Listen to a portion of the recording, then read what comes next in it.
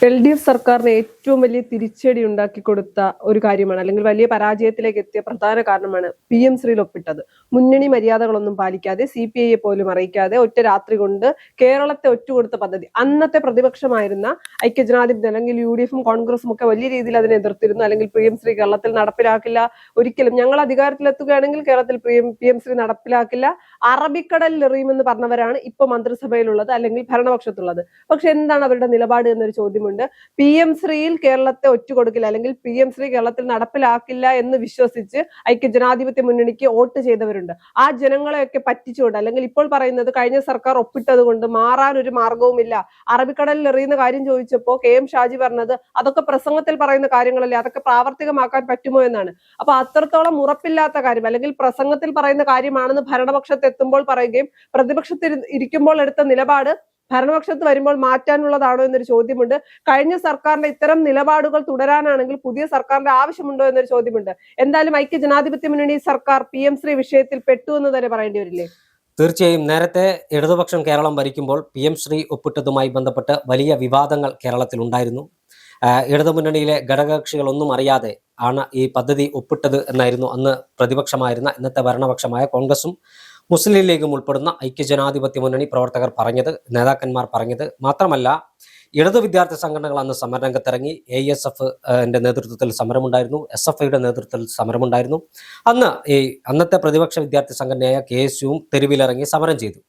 ഇന്ന് ഭരണം മാറി, സർക്കാർ മാറി, കോൺഗ്രസ് നേതൃത്വം നൽകുന്ന ഒരു സർക്കാർ അധികാരത്തിൽ വന്നിട്ടും പി.എം.ശ്രീ പദ്ധതിയിൽ ഉരുണ്ടു കളിക്കുകയാണ് എന്ന് പറഞ്ഞാൽ ആർക്കും അതിനെ കുറ്റം പറയാൻ കഴിയില്ല. കഴിഞ്ഞ ദിവസം KSU കൃത്യമായൊരു നിലപാടെടുത്തു. പറഞ്ഞ കാര്യം യാഥാർത്ഥ്യമാക്കാൻ സർക്കാർ തയ്യാറാകണം. പി.എം.ശ്രീ പദ്ധതിയിൽ നിന്ന് പിന്മാറുമെന്ന് പറഞ്ഞിട്ടുണ്ടെങ്കിൽ അത് പിന്മാറണം. അല്ലെങ്കിൽ ഒരുപാട് കുട്ടികൾക്ക് ഇതുമായി ബന്ധപ്പെട്ട് ഈ സമരത്തിനിടയിൽ ലാത്തിച്ചാർജ് ഏറ്റിട്ടുണ്ട്. അവരുടെ ചോരയുടെ പരിണിത ഫലമാണ് ഇപ്പോഴത്തെ സർക്കാർ. അതുകൊണ്ട് പറഞ്ഞ വാക്ക് പാലിക്കാൻ ഈ സർക്കാർ തയ്യാറാകണമെന്ന് KSUവിൻ്റെ തിരുവനന്തപുരം ജില്ലാ അധ്യക്ഷൻ ഗോപു നെയ്യാറിൻ്റെ ഒരു ഫേസ്ബുക്ക് പോസ്റ്റ് ഉണ്ടായിരുന്നു. എന്തുകൊണ്ടോ സർക്കാർ ഇപ്പോൾ വിഷയത്തിൽ ഒരു ഒളിച്ചുകളി തുടരുകയാണ് എന്ന് പറയാതിരിക്കാൻ വയ്യ. നേരത്തെ സർവശിക്ഷ അഭിയാന്റെ ഫണ്ട് കിട്ടാത്തത് കൊണ്ടാണ് തങ്ങൾ പി.എം.ശ്രീയിൽ ഒപ്പിട്ടതെന്നായിരുന്നു ഇടതു സർക്കാരിന്റെ അവകാശവാദം. എന്നാൽ ഇപ്പോഴത്തെ സർക്കാർ പറയുന്നു അത്ര പെട്ടെന്ന് അതിൽ നിന്ന് പിന്മാറാൻ കഴിയില്ല.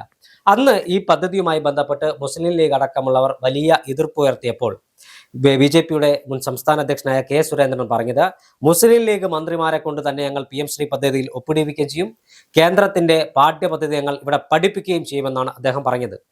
അദ്ദേഹം പറഞ്ഞതുപോലെ തന്നെ ഇവിടുത്തെ പല വിദ്യാലയങ്ങളിലും ഇപ്പോൾ പി.എം.ശ്രീ പദ്ധതി നടപ്പിലാക്കിയിട്ടുണ്ട്. കേന്ദ്ര വിദ്യാലയങ്ങളിലടക്കം ഇത്തരം പി.എം.ശ്രീയുടെ സിലബസ് മുന്നോട്ട് പോകുന്നുണ്ട്. എന്തായാലും ഈ വിഷയത്തിൽ സംസ്ഥാന സർക്കാരിന്റെ ഒരു ഇരട്ടത്താപ്പുണ്ടോ എന്നാരെങ്കിലും സംശയിച്ചാൽ അവരെ കുറ്റം പറയാൻ കഴിയില്ല. SFI ഈ വിഷയത്തിൽ വലിയ പ്രതിഷേധവുമായി രംഗത്തിറങ്ങിയിട്ടുണ്ട്. KSU പ്രതിഷേധിക്കുന്നു. MSFന്റെ നിലപാട് എന്താണ് ഈ വിഷയത്തിൽ എന്നറിയാൻ കേരളത്തിലെ ജനങ്ങൾക്ക് താല്പര്യമുണ്ട്.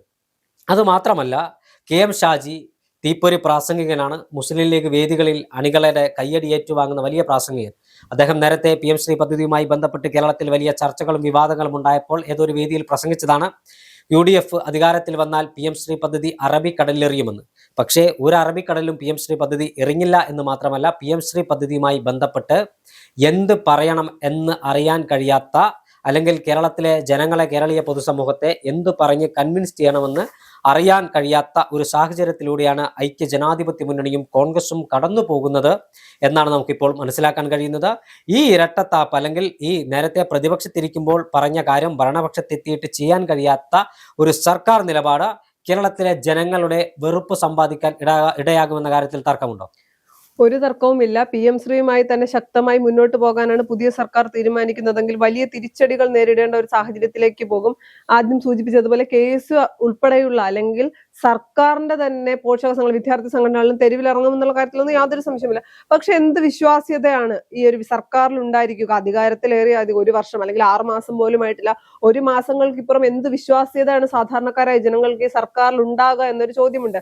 നിലപാടുകളുടെ രാജകുമാരൻ എന്നാണ് തെരഞ്ഞെടുപ്പ് സമയത്തും തെരഞ്ഞെടുപ്പ് വിജയിച്ചപ്പോഴും ഇപ്പൊ കോൺഗ്രസുകാർ VD സതീശനെ വിളിച്ചത്. അപ്പൊ നിലപാടുകളുടെ രാജകുമാരന്റെ നിലപാടുകൾ മാറിയോ എന്നൊരു ചോദ്യമുണ്ട്. പിന്നെ ഇതൊക്കെ ഇതൊക്കെ പ്രസംഗത്തിൽ പറയുന്ന കാര്യങ്ങളാണ് എങ്കിൽ സാധാരണക്കാരായ ജനങ്ങൾക്ക്, കേരളത്തിന്റെ പൊതുസമൂഹത്തിന്റെ ഒരു ചോദ്യമുണ്ടാകും.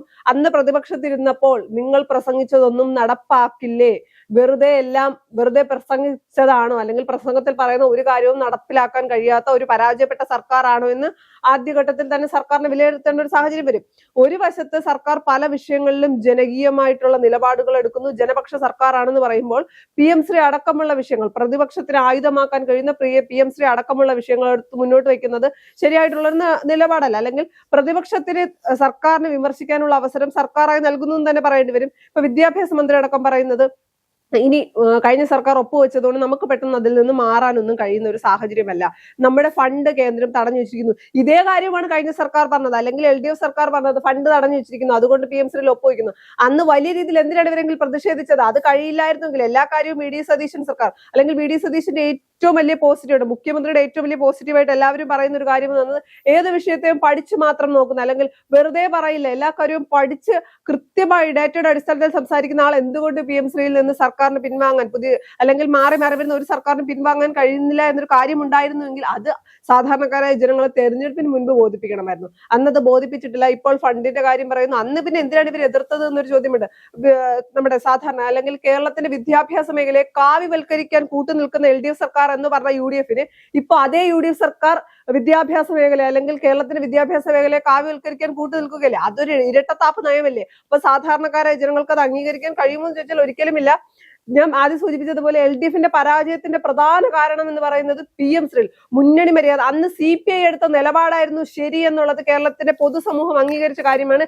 ഇപ്പൊ മുസ്ലിം ലീഗും കോൺഗ്രസും ചേർന്ന്, അല്ലെങ്കിൽ ഐക്യ ജനാധിപത്യ മുന്നണി ഇത്തരം ഒരു നിലപാടുമായി പോകുമ്പോൾ എന്തൊക്കെ പറഞ്ഞ് ന്യായീകരിക്കാൻ ശ്രമിച്ചാലും കേരളത്തിന്റെ പൊതുസമൂഹം അത് ഉൾക്കൊള്ളണമെന്നില്ല. കാരണം PM-ശ്രീയിൽ കേരളത്തെ ഒറ്റുകൊടുക്കില്ല എന്ന വിശ്വാസം കൊണ്ട് പല ആളുകളും, അല്ലെങ്കിൽ പലരും കോൺഗ്രസിനും ഐക്യ ജനാധിപത്യ മുന്നണിക്ക് വോട്ട് ചെയ്ത് അത്തരം വിശ്വാസങ്ങൾ മുൻനിർത്തിക്കൊണ്ടാണ് അത്തരം വിശ്വാസങ്ങൾ പാലിക്കാൻ ഒരു മാസം കഴിഞ്ഞ്, അല്ലെങ്കിൽ 1.5 മാസത്തിനകം അത്തരം വിശ്വാസങ്ങൾ പോലും പാലിക്കാനും സംരക്ഷിക്കാനും കഴിയാത്ത സർക്കാരിൽ എങ്ങനെ സാധാരണക്കാരായ ജനങ്ങൾ വിശ്വസിക്കുന്ന ഒരു ചോദ്യം നിലനിൽക്കുന്നില്ലേ? തീർച്ചയായും കേരളത്തിലെ ജനങ്ങൾക്ക് ഈ വിഷയത്തിൽ പ്രതിഷേധം ഉണ്ടാകുമെന്ന കാര്യത്തിൽ തർക്കമില്ല.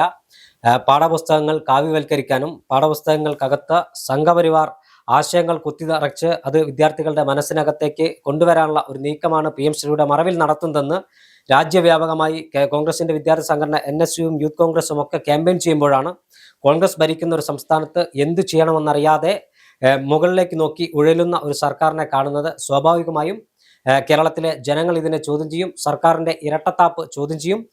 ഇടതുപക്ഷ ജനാധിപത്യ മുന്നണി സർക്കാർ അതിനെ നയിച്ച CPM ആരും അറിയാതെ PM-ശ്രീ പദ്ധതി ഒപ്പിട്ടെങ്കിൽ ഇപ്പോൾ അത് കേരളത്തിലെ ജനങ്ങൾ ആഗ്രഹിക്കുന്ന അത് ഈ സർക്കാർ റദ്ദാക്കുമെന്നായിരുന്നു.